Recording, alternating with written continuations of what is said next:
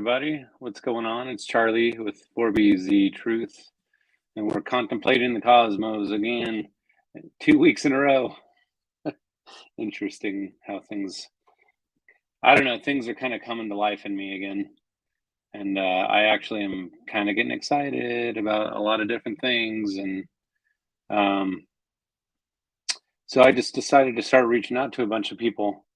And I already have um, 4 people that I'm probably going to interview, at least 2 that are on the schedule already, but 2 that I'm trying to figure out the time that's going to work out. So, anyways, just thought I'd pop in here and kind of talk about. Oh my gosh, all my faves are here. So I don't know if William's here, but he popped in earlier in the chat, and then of course um, Bo True. Good old Bo True. He and I go way back to the, I don't know, a year or 2 ago when he started watching my channel, I guess. And then of course we got Becky. What the heck? Oh my gosh, Jesse! Oh my gosh, all the peeps are here tonight. Wow. Okay. Well, actually, Jesse, by the way, I was listening to one of your guitar riffs that you're doing. It looked like you're jamming with somebody, and I decided that I wanted to actually show that on the show tonight, if that's okay with you. Assuming that anybody can actually hear it, because I don't know how to get the audio to work great when you're playing a YouTube video, or actually it would be a Facebook video. But anyways, so yeah. Just a little backstory. This picture, or the painting in the background, is my dad's painting that he made. I don't know. He painted it back in I don't know, the 70s or 80s. And he used like spray paint and oil paint pencils. But I don't know. It was just an interesting. I just decided to use this painting as my kind of my analogy, or my metaphor, to kind of depict where I'm at right now in some ways. And if you look, you'll see the basically it's like traveling through space or some sort of realm into the light. And I don't know. I think it's pretty good. Something my dad um, C. Schwab. I like it. Yeah, Becky, I'm still waiting for you to send me your stuff, by the way, whatever you're working on. But I don't know. I've decided that I'm going to stay committed to getting on here more. And so 2 weeks in a row, here we are. And I've lined up some interviews. So I think that we got something going here.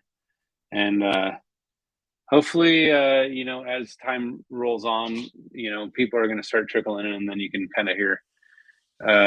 Well, regardless of whether you trickle in or not, you're going to hear my rant and the crap that's been rolling through my brain. Like, yeah. Anyways, but how's everybody doing tonight? It's Sunday night over here in Idaho, and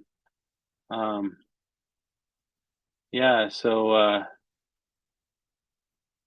the weather is not as hot as it was. It's probably like upper 80s, lower 90s. It's been not too bad. But yeah, so I don't know, just kind of getting into it. Thanks, Becky. Yeah, my dad loved his paintings. He worked a lot on that kind of stuff. And he's getting up in age, and honestly, that had a lot to do with why I'm like feeling kind of, I don't know. I just feel like I'm not saying he's nearing the end of his life. He's still like a spring chicken, but he just he's 72, and I just felt like he's getting up in age. So I don't know. So I don't know. The older people get, the more you start thinking, oh man, let's start paying attention.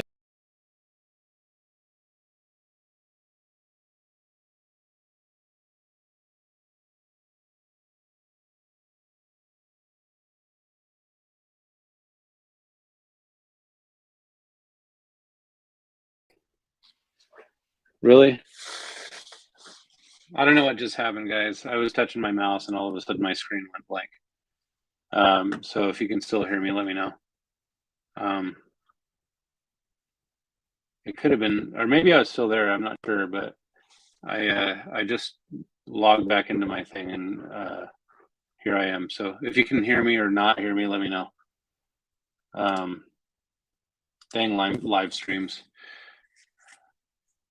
and my internet signal is kind of up and down, so I don't know. Anybody that can't hear me right now, let me know. Or if you can, can hear you, good. Okay, so I'm gonna start by actually featuring the song by Guitar Death Battle. And glad it's not TED Talks. Yeah, it's gonna be kind of like a TED Talk. All right, so let me do a screen share here, and I'll do my, let's give this a try here.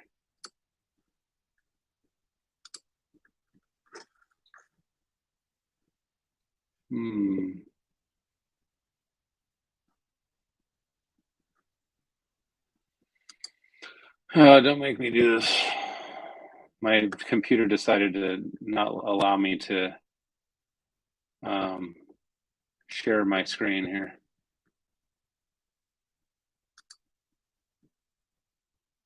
Hold on a second. No. Bear with me a second. I'm trying to figure out why my computer decided to not share my screen here.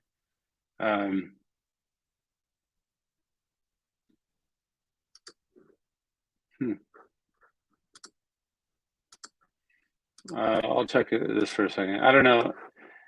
I'm going to try to play this video, and you can tell me if you can hear it or not. It's not really it's just a jam session by Jesse. And here, let's give it a try.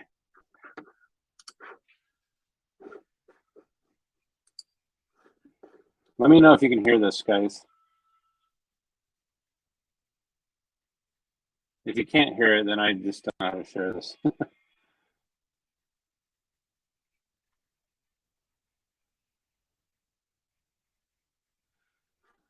Hi, Bob Brett.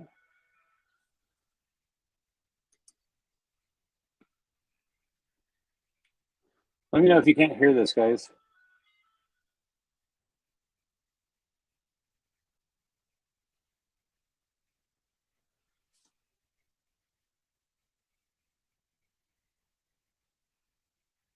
Oh, okay. I had a feeling that maybe you'd say that.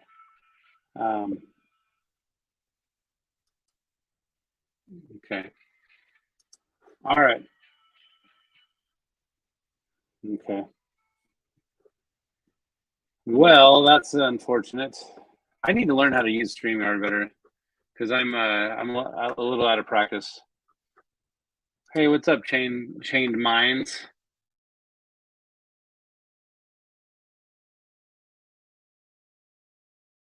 You're going for it, but I don't know. All right, so what I could do is I'll share this with the group here. Let's see. Share. Share. Copy link.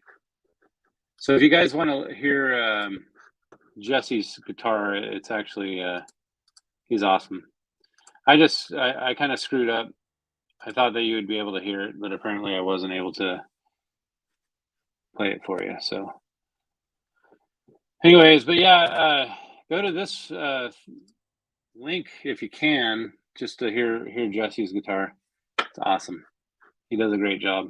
I've been following his stuff, and every time he posts something, I listen to it. So, um, but anyways, I'm just so grateful that I get to meet people on all over the place, and so yeah, so kind of just going back, I was thinking a lot about some of the stuff that I talked about last week with Chain Mind Asylum, and so and I went over and I kind of pulled up a conversation with Wayne Bush and Forever Conscious Research Channel, and I think he said his name. His name's Paul. I didn't know his name was Paul, but I just learned that. And I talked to him for like a couple hours on the phone. So it's like I can't even. He didn't even tell me his name, but there's been people on there saying his name. So, but anyways, I've been really trying to step back from my understanding of things, uh, and use this image as kind of my. You can see how it goes up this path here, and my my thumbnail was a guy that was kind of walking the tightrope with his little balance pole, and it's kind of hard to it's like a balancing act. Ultimately, what I was trying to find this path, the true path, and we are. I don't know. My path has been kind of on hold a little bit because I started feeling kind of overwhelmed with a lot of things, and then I started realizing, I needed to keep this ball rolling, and you know, I lined up a few interviews now. I'm going to re-interview uh, this guy Brian that I interviewed a while back. This guy that had a near-death experience. Um, for some weird reason, I'm not thinking of his last name. Um, but here's kind of an image I wanted to show you guys. You see this? It's kind of like basically it's it's an illusion, you might say, but it's not. It's just really your mind shifting back and forth, and you look at it, just stare at it. See if I can get it closer so you can see it. Stare at the image. Do you see a staircase, or do you see kind of something that's like stepping up? Uh, I don't know. Basically, the point of this is to kind of show that your brain kind of plays mind tricks on you, because you could see something whatever way you want to see it, but even when you try to focus on it, it's hard to really identify. Oh, hold on a second. It's hard to see the image. You can't flip your eyes back and forth. In other words, your brain basically just flips back and forth for you. I don't know if that makes any sense, but um, yeah. So let me just quickly say, Brian Hoyland. I'm sorry, Brian Hoyland is going to be. I'm not going to interview him next week, but I'm going to interview him at the end of the month, I think. I have a date set. In fact, let's see. It is Saturday. I'm sorry, Sunday, the 28th of August. So we're gonna have an interview then. Um, I've always been moved by near death experiences, not just for the story or the um, what you might say the learning experience from it, But the fact that people have actually transformed and come back and changed their direction in their life, but at the same time, it's like I don't really know if anything is authoritative in near-death experiences because I hear different perspectives, and a lot of you guys know that I'm kind of like all over the map on this thing, and I try to. Yeah, so hold on. I got to reference what Bopperet's saying. So, yeah, so that looks upside down and it looks right side up at the same time to other people, just depending on how you look at it. And let me just flip back to it so people can see that. Um, so, right now, as I'm looking at it, it looks like it's stepping up, like upside down, you might say. It's not a staircase that's right side up, it's upside down. But if you look at it long enough, you're actually going to see your brain shift to a staircase. And that's exactly what I did.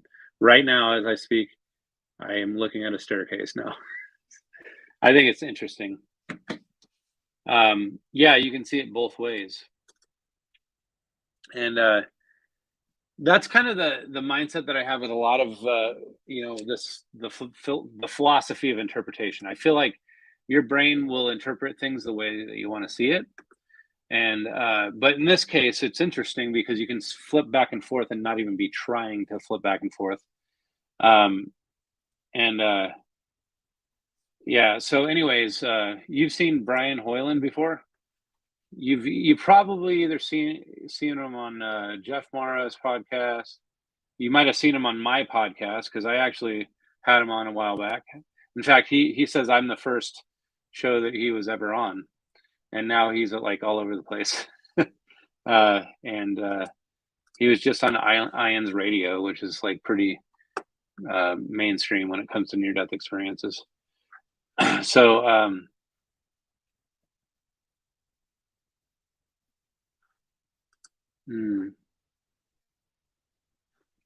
wait, are you saying that I've seen no Shane Mines? You don't do interviews, right?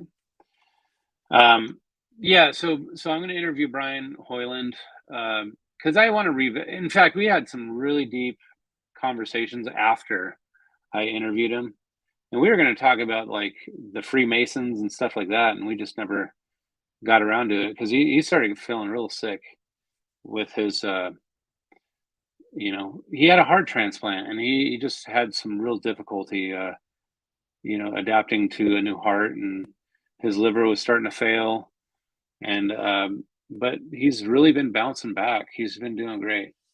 So yeah, I'm going to interview him again. um Hi, brother. This is my brother, everybody. David. Yes, this is my brother's painting, but I have the image on my computer. So, anyways, but yeah, so so I'm going to interview Brian Hoyland at the end of the month. I've been talking to Paul on the plane.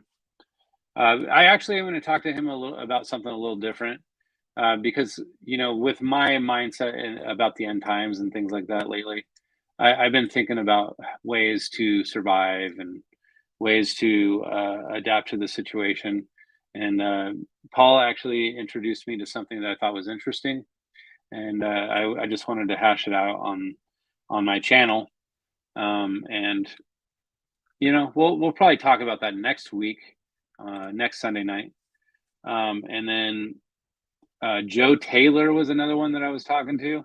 I don't know if you know who Joe Taylor is, but he is kind of world renowned when it comes to researching and investigating like the creation account, like uh, the giants and things like that. He has a really famous picture that I want to show you guys. I wonder if I can pull it up here.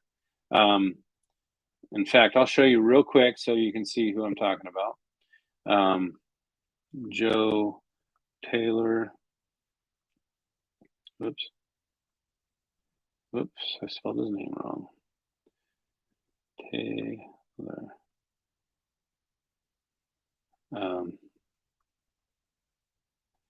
Okay, so bear with me, guys. Hold on one second. Yeah, that's the picture right there. See if I can zoom in a little bit here. So I don't know if you ever seen this image of this guy. Sorry, my I'm trying not to get a glare here. So this guy does a lot of research about uh,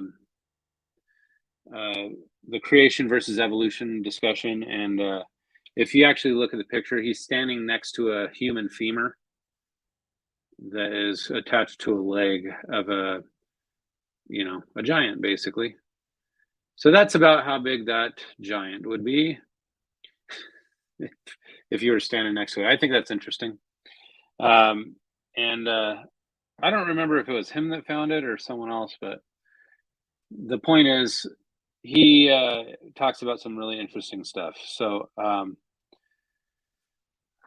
trying to work out a time to meet with him, and then who else? Oh, Jeranism. I was talking to him on Facebook, and he might come on it. I just need to hone in on a time with him. So anybody that knows who Jeranism is, um, yeah, Jaron Capanella or something like that.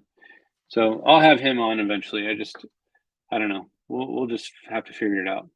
But anyways, yeah. So I'm kind of getting a flame under my booty to freaking start doing interviews again. So that's kind of where I'm at. And uh, yeah. So yeah, Jeff Mara, he had him on, Brian Hoyland, and Love Covered Life. He might have been on there, but I never knew that he was on there when he was, if he was. He was on Peggy something, NDE TV, and then what else? Yeah, Ions Radio, of course. Anyways, I'm gonna get off topic here. Um, so the reason I decided to kind of do this cross in behind me is really just I'm kind of doing the walk of yes, everybody's here tonight. What's up, Ingsock? Um, no, David is my dad and my brother. So this is my brother um, that basically is housing my dad's painting. So yeah, that's my brother right there. So anyways, and no thanks to this guy. A lot of the conversations I've had with him has kind of screwed me up a little bit because when you start allowing yourself to think differently about things, you start feeling like this. I keep freaking doing this, but you don't know whether you're looking at a staircase or an upside down staircase. In other words, so I don't know. What do you guys see? I'm looking at an upside down staircase right now. So it just I've come to realize that there's a lot to this. Yeah, exactly. It does go both ways. So when you start looking at it long enough, you could see how someone could see it both ways. But that doesn't make, I mean, what way is right in that sense? No way is right necessarily. It's just how you perceive it. So I'm not saying that. So I talked about this last week. Perception is reality. And if you decide to look at something a certain way, ingsock, just remember, when you interpret data the way that you think is needed to be interpreted, then that will be your ultimate outcome. Now, I'm speaking for myself too, because who comes to the conclusion that this is the road that we travel down to get into heaven? Well, or who's to say that there is the light over there? at the end of the tunnel. Or yeah, here, that little guy right there. He's going straight up the cross right there. This guy, anyways, or this guy. See, yeah, this guy. But so when you start opening your mind up to things that are, let's just say, for instance, I've been watching or listening to Mr. Ballin quite a bit, and anybody that hasn't heard Mr. Ballin, he's a YouTube channel that has basically like a lot of followers now, like I don't know, 4 million, 5 million subs. I forget exactly what it is now, but I started listening to him when he had like less than a million. But he's really just like exploded because all he ever does is tell stories about like, these horrifying situations where people die in horrible ways. And now one might say to me that it's not edifying to listen to somebody talk about people dying. But the weird thing about it is I'm looking at it through a lens of near death experiences because I kind of wonder like how our reality is kind of finite. And I always hear people that say that they had near death experiences. They say that they are moving to the next level. So I often wonder what's going on in these people's minds when they're dying. A lot of them that the stories that he tells are like, you know, somebody that got stuck in like a chimney or something and nobody found him. So they ended up just suffocating to death.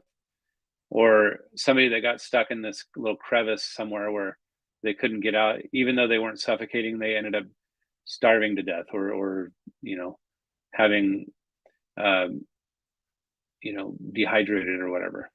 It's kind of a horrible situation, but at the same time, I'm thinking like I'm in some ways preparing my mind and heart for death, which is weird.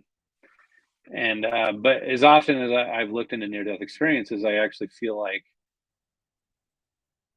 not a lot of people think about it. Not a lot of people think of death unless they're trying to figure out what happens on the other side. So I just feel like there's something interesting about the concept of death, but I think it's really interesting to me to think about somebody that was in a pretty terrible situation where all they could think about was fear as they were dying. And I don't know, that sounds pretty demented, twisted, but at the same time, it's like, man. So yeah, Bob Barrett actually has heard of Mr. Ballin. Um, yeah, exactly. You see the little guy up on the top right here? That's what happens. Your brain falls out once you start thinking. Uh, yeah, NDEs are in the Bible. Yes, I agree. And I'm not preparing for death. I only shed my earth suit. Yeah. You know what?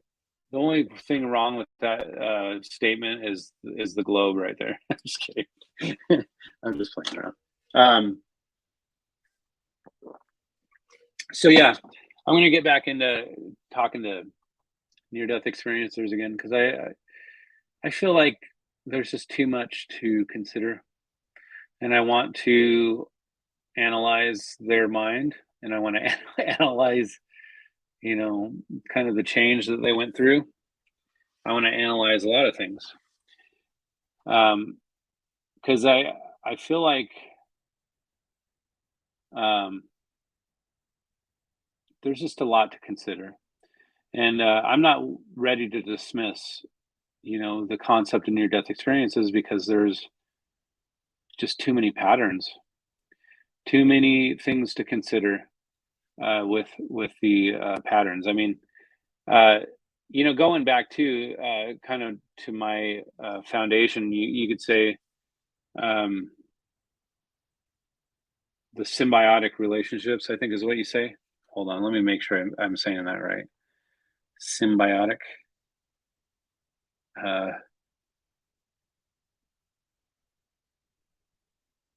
symbiotic relationship. So it says symbiosis is another type of close and long-term biological interaction between two different biological organisms, but is mutualistic, commensalistic, or parasitic. The organisms each term is symbiont must be different species. Now, I've actually heard that's just the biology side of things, but there's something interesting about how we share the nature of just life in general between. I mean, even going down to like lightning striking soil and allowing soil to be charged with nitrogen. And nitrogen is one of those things that helps fertilize soil.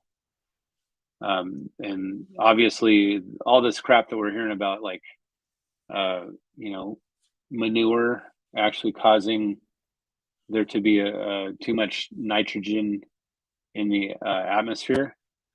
Well, it's because all the freaking cow poop that is just sitting there is supercharged with nitrogen. That's why soil mixed with cow manure is supercharged with nitrogen. So I just think it's interesting, uh, these relationships. So if anybody's questioning if there was a creation, I think that I have enough evidence to say that there is a creation. So if anybody in the chat has any questions about that, or why they have a reason to believe that there is no creation, or a lot of people would just, it goes back to that image of the stairs, or the upside down stairs. How do we interpret the evidence? Are we going to just look at this and say, there was a creator, or are we going to look at it like, oh, we are the creators? Our minds are our mind's eye, the eye of Horus, the or the eye of the pineal gland is what we use to create, and then you have the collective of consciousness. Everybody symbiotically contributes to the collective to create our reality, which I talked to Brian Stavely about this in regards to this Mandela effect, which, who am I to say that that is impossible? I just don't know. You know, I could say that God uses us to create. Maybe that's it. Or because it says we're in the Bible, it says we're made in God's image, and but then we always hear all these things about unlocking our minds to allow ourselves to explore the fullest capacity of our abilities. And I think it's interesting if we're supposed to be these conduits, right? These electrical conduits that God manifests through, or the Holy Spirit. I actually feel like we are.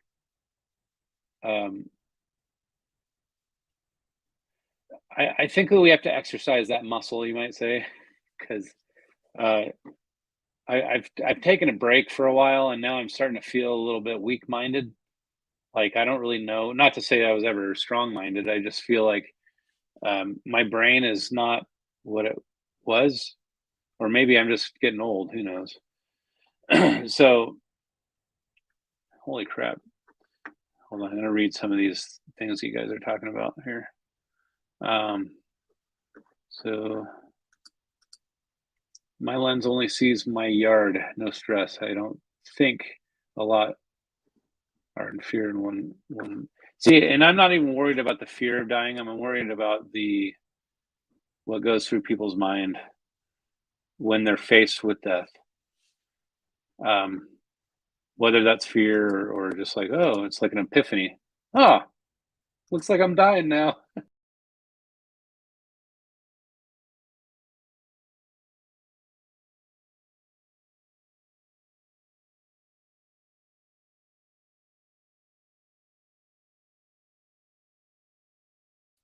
I don't know why I keep getting booted from my stream, but here I am again.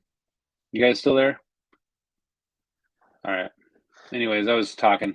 It seems like when I'm touching my mouse, something funky happens to it and it kicks me out. So I'm just going to stop touching it. You'd have to talk to people who know or knew the former me. Seeing that, Bo, this is exactly what I'm talking about. I feel like people that have near death experiences come back transformed. And I can't discount that. I can't discount it. Not on my own, but the Holy Spirit changed and continues to change me. Yeah, man. I can't argue against that. Um, let's see. What is parasocial? I don't know what that is. I've studied NDEs for many years. The NDEs are definitely real. It's just a question of who the beings on the other side are. Hey, I wouldn't mind talking to you about this on a deeper level if you ever want to come on. Because, I talked to Forever Conscious, and he, to me, he seems like he's stuck in a rut in some ways now. Even though he's smart and he's very analytical, and I appreciate his perspective, I just feel like it's hard to continue the dialogue at this point because I just feel like he and I are not looking at it through the same lens, which is fine. I mean, there's nothing wrong with me or him and analyzing the data from a different lens. Maybe there is something wrong with it. I don't know. I'm trying to figure that out because there's a lot of wild claims with the Bible talking about how we basically have to see through that lens in order to understand reality. Um, but anyways, I see the Creator's hand everywhere. Yep, that's kind of the point that I'm trying to make. Is that there is so many things that speak creation or something intelligent behind it at the very least. Um, I don't think all shadow people are bad. See, that's another thing about Mr. Ballin. Uh, one of actually his first story he ever told on his channel was his own story that he had, where he believes he saw like some sort of shadow person or ghost or whatever you want to call it, and it was abnormally tall, like it's very long legs, and it sounded really creepy and very paranormal, and this almost the same kind of person or the same kind of entity was seen at this cabin by the 17-year-old kid that was in the cabin by himself right after his dad died, and not to mention right after uh, when Mr. Ballin was having that experience. That was after his friend's mom's or friend's dad died. Is ultimately the wife or the mom said that she believed it was the ghost of her husband, her late husband. Um, but Mr. Ballin didn't interpret it that way. He thought it was a ghost or some sort of shadow person or demon or whatever. So, I mean, I don't know. It's just all that stuff's interesting to me. So, um,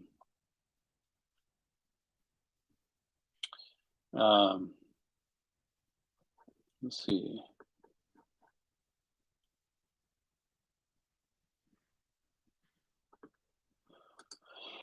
Knowing Jesus doesn't change spirituality or its implications. Jesus made some wild claims, like I was saying. He said he does the will of the Father, and he was speaking, or he did what the Father told him to do. So if the Father is really someone might argue as being the universe or the, I mean, the Bible even says that Jesus created the earth and the heavens and the earth with a host of heaven. So that kind of leads me to think that we are creators through God. Or God is through us, I should say. Semantics, exactly. Um, oh my gosh, yeah. Hopefully, we don't start like having like button heads here. But my great grandma called me after her death at 15. I told me to change. It was at night. Phone off the hook in the morning. All that globe uh, warming stuff is BS. In the 70s, it was cooling. 90s, 10 years to live, etc. Well, yeah.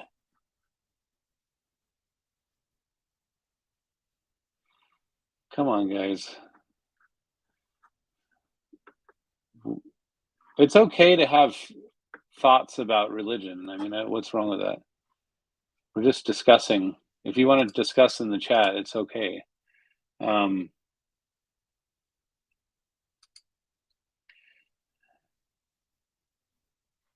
okay.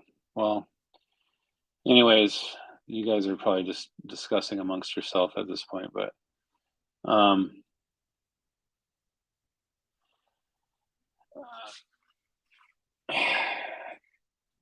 be nice, Bo. All right. Well, anyways, I'm just gonna keep moving on. Just ignore the chat if you guys are, if you can't get along. But anyways, no. So a lot of the stuff that I'm talking about is really just for you know people to think about. If you scratch your head and you're like, oh, some of this stuff makes sense. I mean, I'm not trying to change anyone's mind necessarily. I know, like Bo is trying to change someone's mind when it comes to Jesus, and I'm not saying that I wouldn't want to lead people to that door. But again, Jesus says, "Behold, I stand at the door and knock. Anyone that basically opens the door, it's not. I don't feel like it's my job to open the door and say, 'Get in there.' You know, it's not my job to do that. I think that what I'm trying to do is analyze things to where a lot of this can make sense from the truth perspective, but at the same time, it's like, what is truth? What is truth subjective and things like that? I don't know. I don't want to bring confusion to it either. So, um, but I just I want to yeah, shine light on the things that are overlooked, you might say. So I'm trying to ignore the chat at this point because it's very distracting to me. But anyways, but yeah, I'm on a journey of trying to understand things, and I appreciate that people are willing to hear kind of these things that I'm going through.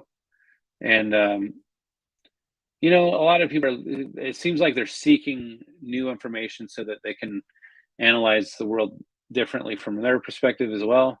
And I'm kind of that. You can lead a horse to water. I want to lead people to the door, but I don't want to shove anything down people's throat, so to speak. So, and if there's offense that comes from things that I say, which I'm sure that there is, because I say things that are outside of the box. There's a handful of people that like what I have to say, but at the same time, it's like other people reject it. So, you can't really please anybody, like everybody. So um, I don't know. So I don't know. I kind of want to get into the chat, but I don't want to hear Bo and Bob going back and forth necessarily either. Forgive me, guys. I don't want to feel like there's tension between you two. So, um,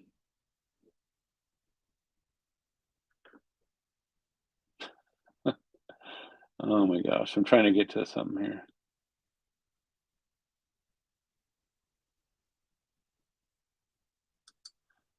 Um, Trust the science. Intelligent design requires intelligent designer.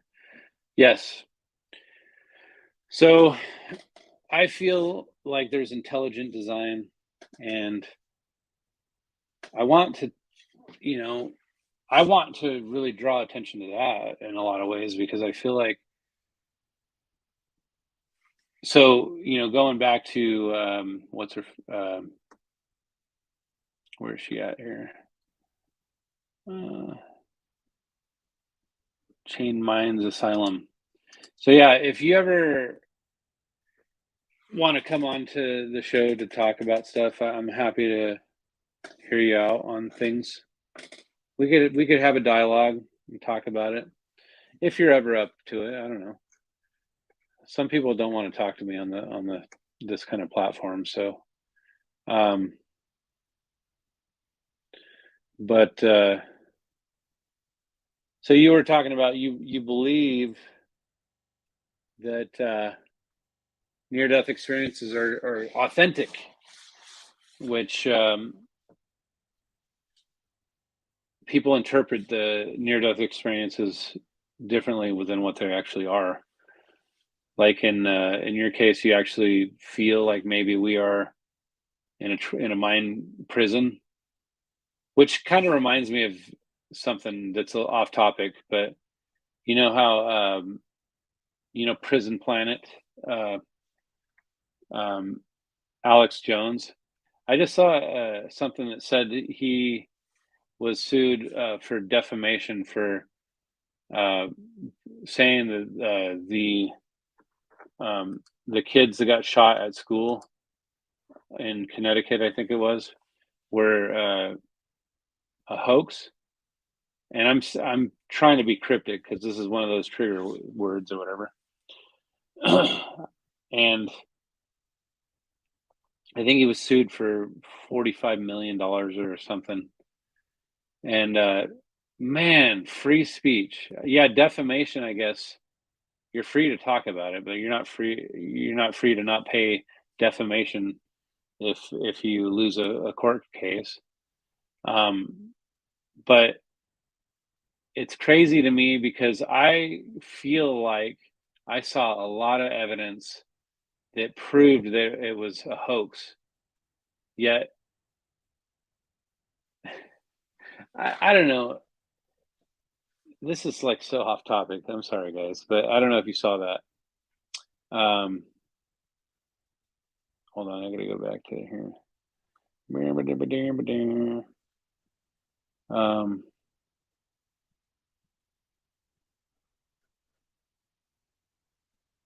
Gosh,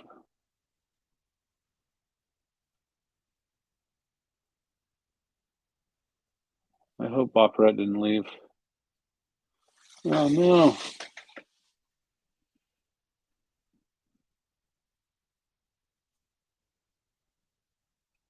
Well, if I knew how to connect with you, I would love to at a future time. All right. Well, you're welcome to write my email down if you're still here. It's Charlie Forbes. So, excuse me. It's Charlie Forbes 81 at gmail.com. I'll actually put it up here. Um,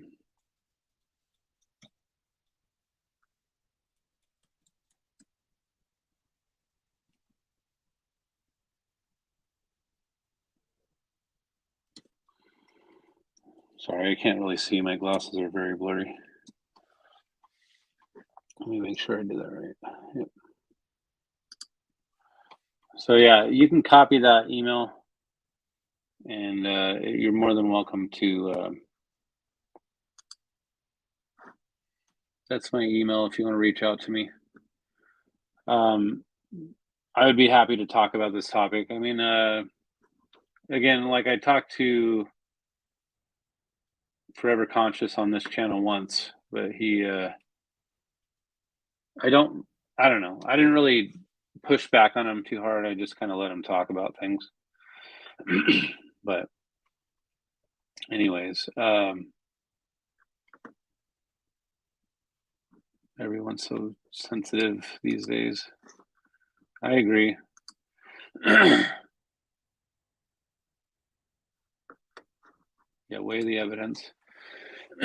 Anyways, but yeah, so guys, I really appreciate you jumping in here and listening to me, and I want to kind of get you guys to turn the gears in your mind, and because it's important that you don't reject information just as much as embracing certain information. So like your mind should never just default to anything necessarily as a lens of interpretation. But at the same time, I feel like what Jesus was saying is that you wouldn't truly understand the Father unless you see it through this perspective. So for me, it's easier to embrace what Jesus is saying because that's what I was raised into.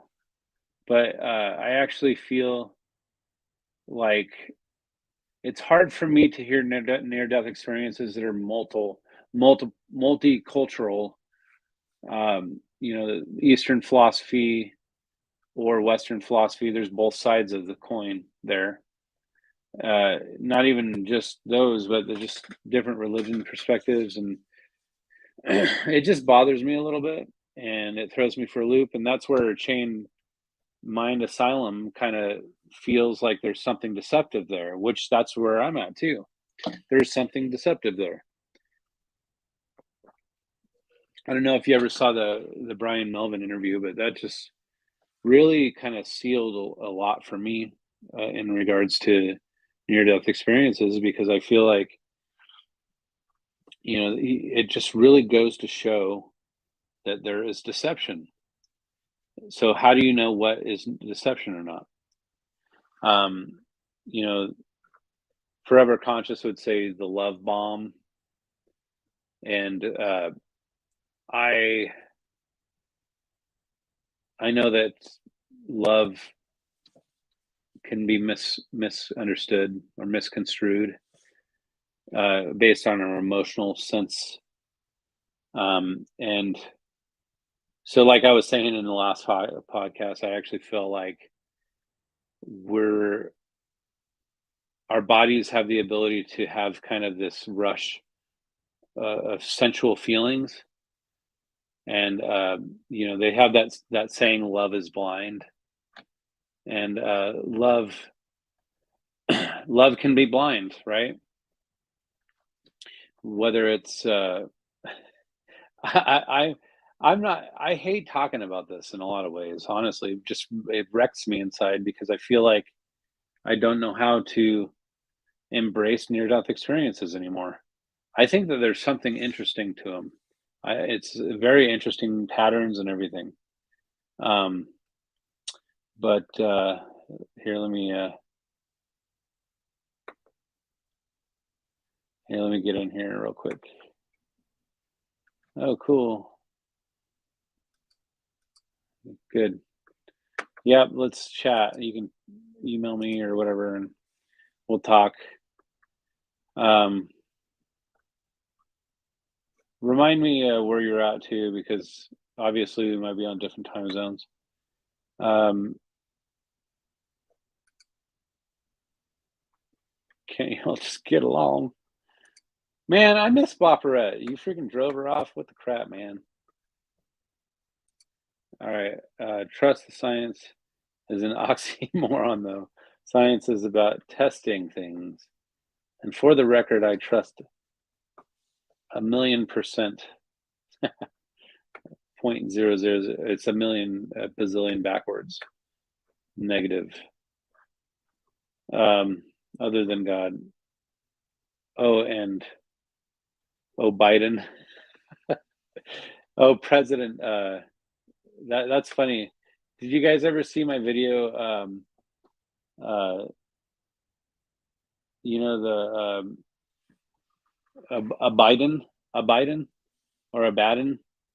It's the demon that came or what was it? Was released from the bottomless pit. So Apollyon, Apollyon is actually also known as a Biden or a Baden. And I made a video about a Biden because a Biden is now in control of the government, even though he's not really in control. Anyways, yeah, Bo, I guess I can't blame you. You're just passionate. You do rock the boat. I rock the boat too.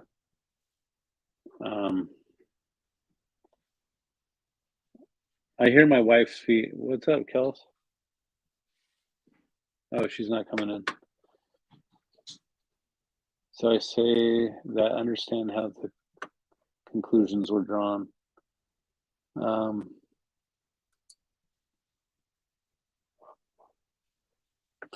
Guitar. It's Jesse. Jesse. Let's see.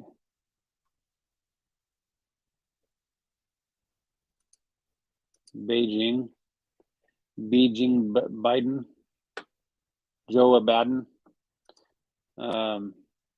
NASA is full of scientists as well that believe Nixon called the moon. Yeah, that's true. Yeah, there's like when they're over the Indian Ocean, they can't even pick up a phone call when they're going around the Earth or whatever.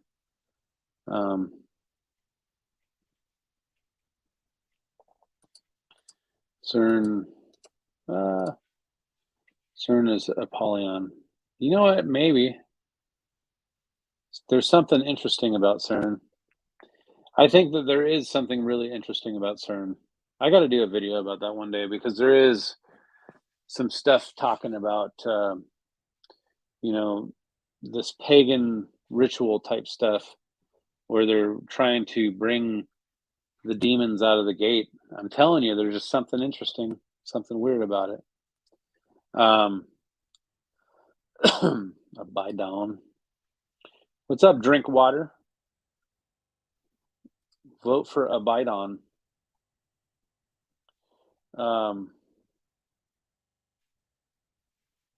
Let's see.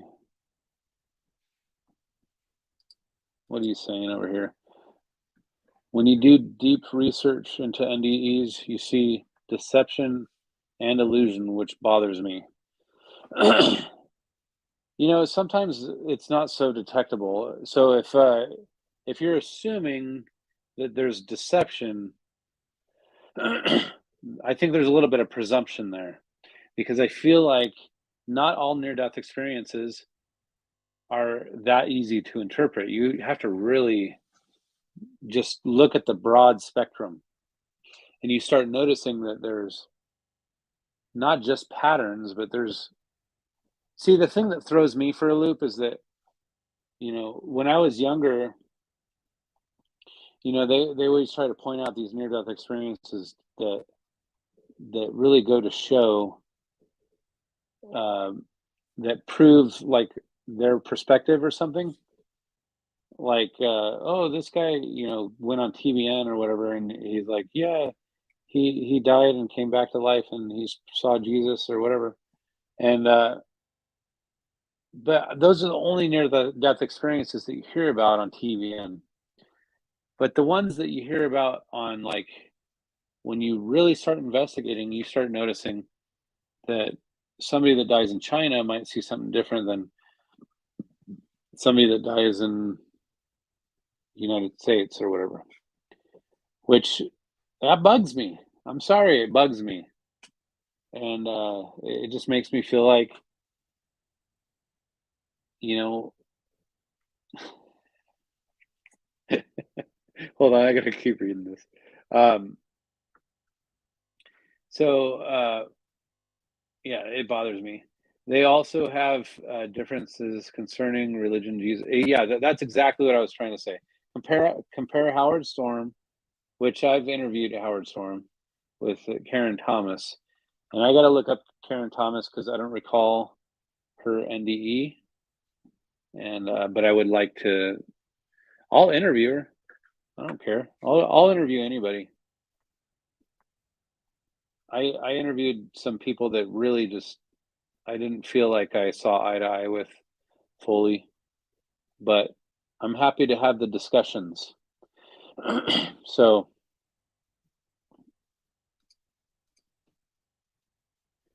it's something you need God to reveal, which I am starting to think that. Can I just say something about like my life real quick? And I think I kind of told you this, Bo, but I'm gonna be a little bit transparent for you guys. So when you start feeling like we're walking in this deception or we're stuck in this realm of deception, you start feeling like where is God in all of this? Like why is God not pulling me out of this? And you know, maybe it's one of those Job type situations or whatever where God's just allowing things to happen. But I often think that, you know, if all these things that are happening are just deception, even this concept of heaven or this concept of Jesus or whatever, that it was all just meant to be this lie, uh, then who created us with such perfection? And who created the system to be symbiotic in that sense? Why would it be a benefit to anybody to allow us to be here if they were just trying to manipulate us in deception? I look at it a lot like what the Bible says that it basically pointed out that there's evil entities or demons that control the outer darkness, and we are supposed to be in the tabernacle of God. The tabernacle of God is the Holy of Holies. And if we are in the Holy of Holies, their outer darkness is it can't penetrate. So I mean, I've seen a lot of near death experiences that really show uh, that God and Jesus and all that is correct.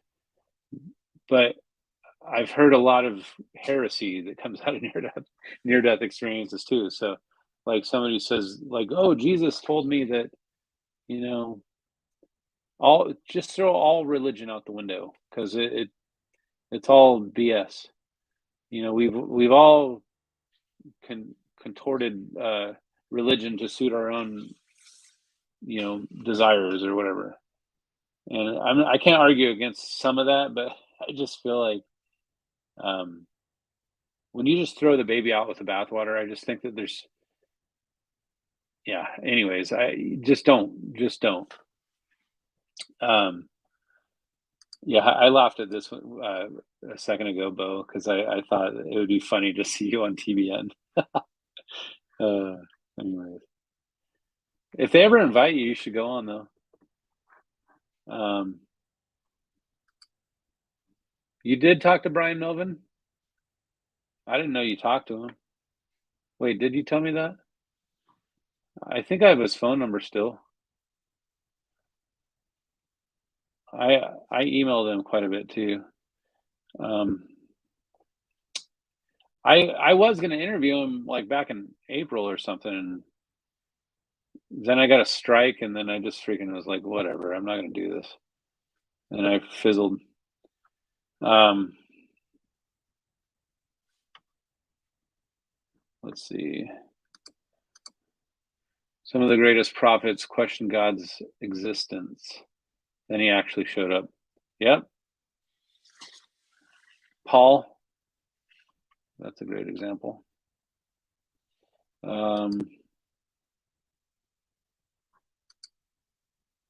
I've seen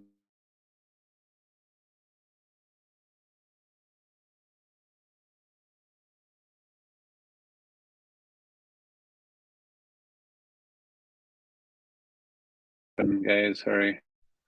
Can you hear me now? Yeah, so I don't know. I don't know how much longer I want to go with this, but I guess I want to leave you with this one thing here.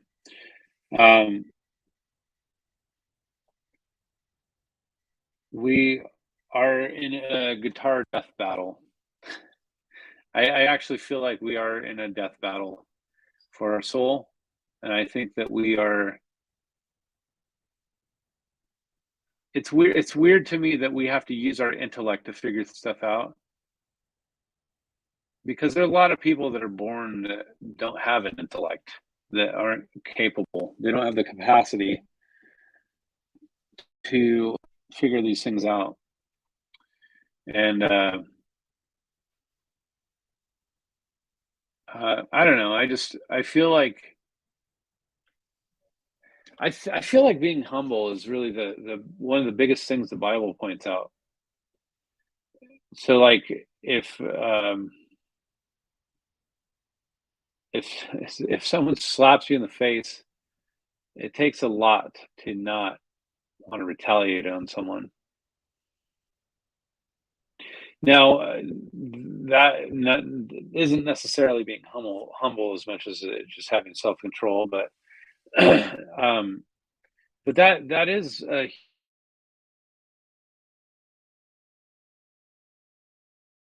we. I was kind of trying to go this direction a second ago, but I get very distracted. But I actually feel like when you get in that mindset where you're like, whatever, I don't want to think about this. I'm just going to start watching, you know, these reality TV shows or something, and just disconnect from the world, because I not disconnect from the world, but be part of the world. You start becoming in this mindset where you're like, you almost embrace sin more. And when you start embracing sin, you feel crappy. I feel crappy when I embrace sin. So I actually feel like people should realize that once they start embracing sin, it leads you down roads of destruction. You become it makes you destructive of yourself and the people around you. It causes depression. It causes, all kinds of different problems. So I don't know. I just think that is something I want to point out to people, is that you should always remember that if you are gonna err on the side of anything, err on the side of being humble and being transformed by the renewing of your mind. Because if you continue down a path of destruction, you're gonna, I don't know. That's kind of where I'm at. So it's where I'd like to be, I should say. I'm not fully there yet. I'm trying to get there, but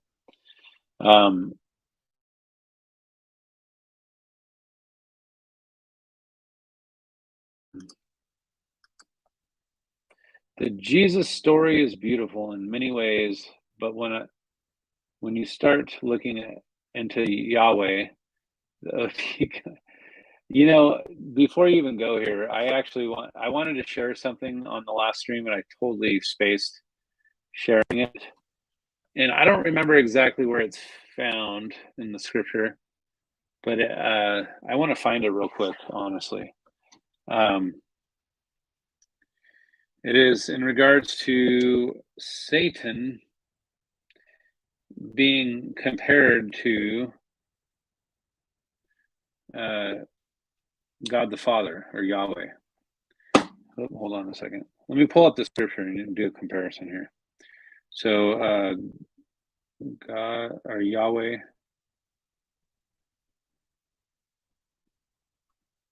oops. Why? Wait.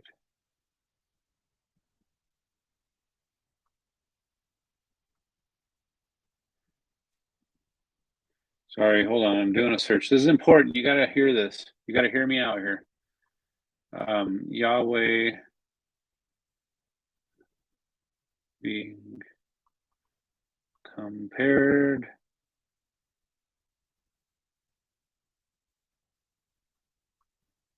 Satan. Oh, I don't know if I'm saying this right.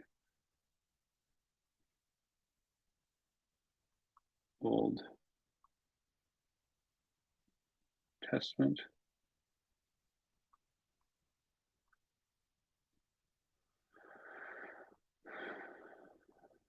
Okay, hang on a second.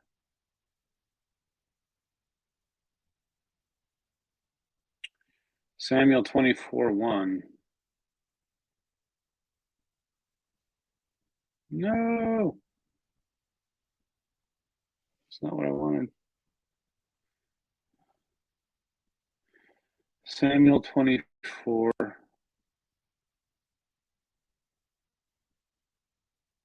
Here, hold on. Let me just look it up real quick. Because I think it was. Here, just a second. Just a second, guys. I know I keep saying that. It takes a lot of patience to listen to my channel, so I don't blame you if it's a struggle. Samuel 24:1. Again, the anger of the Lord burned against Israel, and he incited David against them, saying, "Go and take the census of Israel and Judah." So, hold on. This is the thing Global Witness was reading and saying that Yahweh was actually not the father of Jesus. I don't know. But the fact that he pointed this out to me kind of threw me off a little bit. So 2 Samuel 24:1.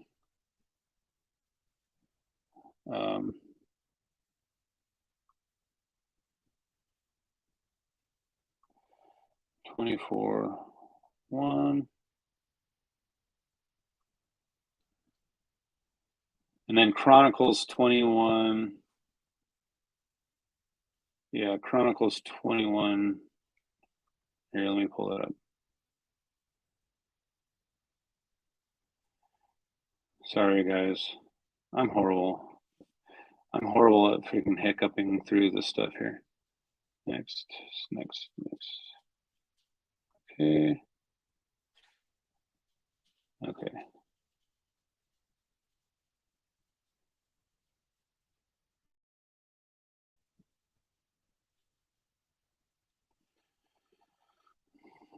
Chronicles. Gosh dang it, I can't look at it through here. Okay, just remember this. 2 Samuel. I'm just going to do a search on my internet here because I can't. I'm struggling to find it through my phone here. So, so what was it?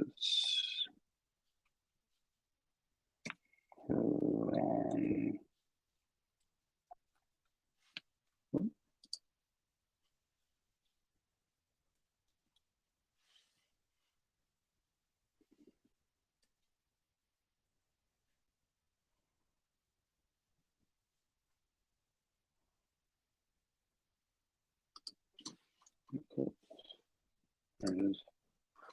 Chronicles version To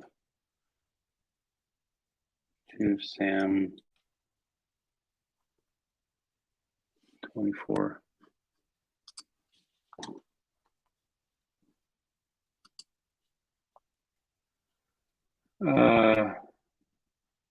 Here we go. You guys still with me? Okay. So this is kind of to appease the thought process here. So hold on a second. I'm going to read this to you guys real quick, and it's going to probably bother you. So 2 Samuel 24 says, and again, the anger of the Lord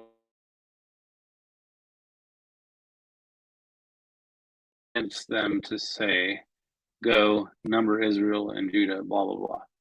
Okay, so First Chronicles 21 says, and Satan stood up against Israel and provoked David to number Israel. Okay, so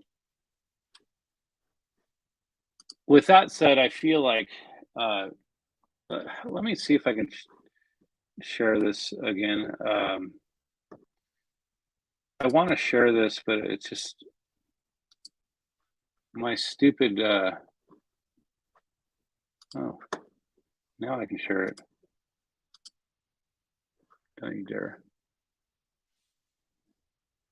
Says it lost permission. Stop.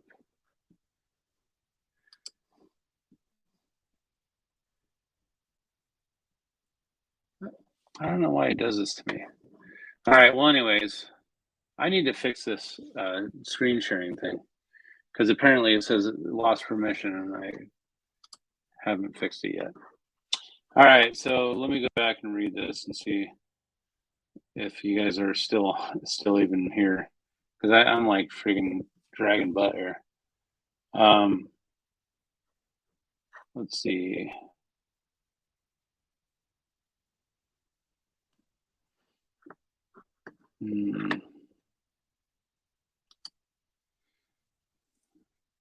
We face Charlie, Daniel, and yeah.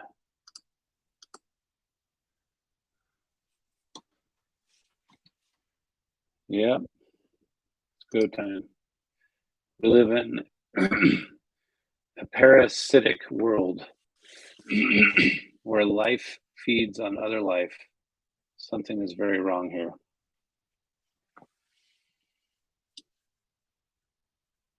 Okay, so with that said, I kind of wonder, while I agree with you at the same time, I often look at my own heart and think, am I perfect? I find myself screwing up all the time. So my intentions are good more often than not, but sometimes I do things to benefit myself over others, or maybe I try to benefit my family over other families. Maybe I don't know. I don't. It's a. I agree with you, but I often wonder if people can see their own heart when they say that. I guess, and I don't think that you would consider yourself a parasite in the world, but I think that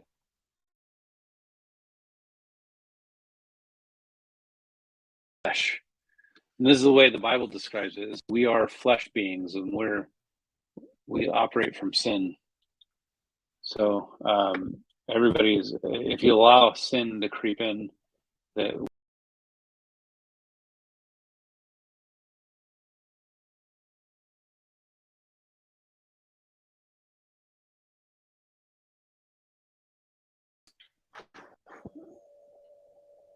I'm back again. Sorry, guys.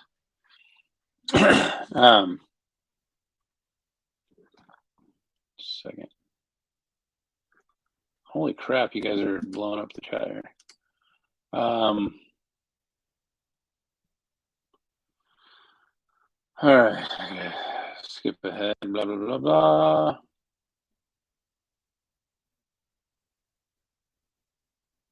Yeah. I've been missing Bopperette. I kind of haven't seen her around for a while, and yeah. Anyways, um, Jesus opposed Yahweh many times, saying, "Ye have heard it said, but I say." He also told the Pharisees and Sadducees they were of their father the devil. Yahweh character shows he is evil.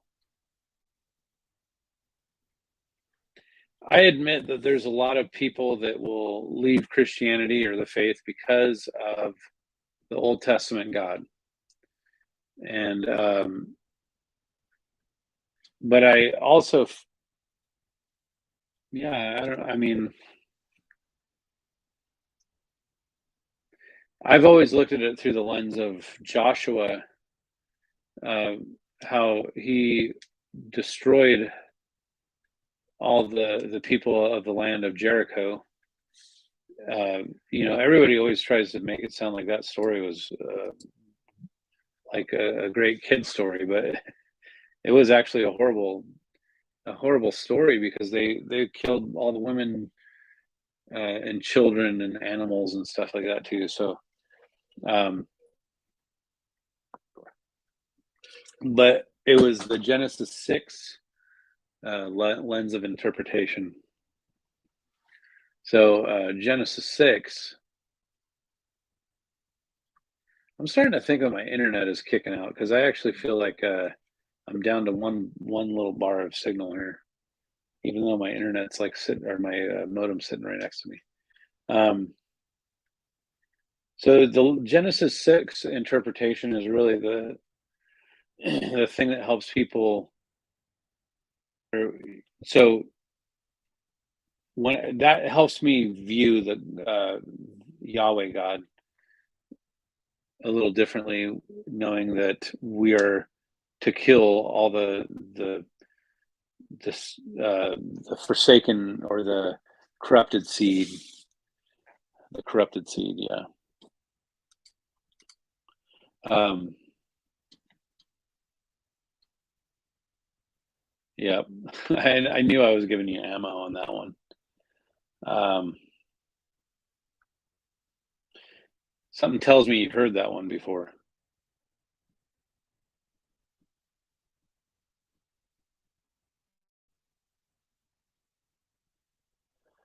Oh, I'm just skipping ahead, guys, to the David Wolf. I can't believe I'm seeing you. Yeah, it's good to see you, man. You were always a late comer. You're here after an hour and a half. But yeah, I'm coming back. I'm starting to do more live streams, and I'm doing some more interviews here soon. So, anyways, it's good to see you, David.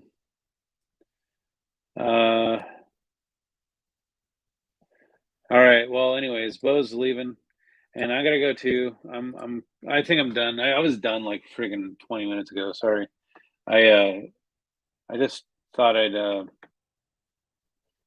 just kind of figure out a few things while yeah, good to see you too, man. Um, Anyways, I will probably pop in here next week with Paul in the plane.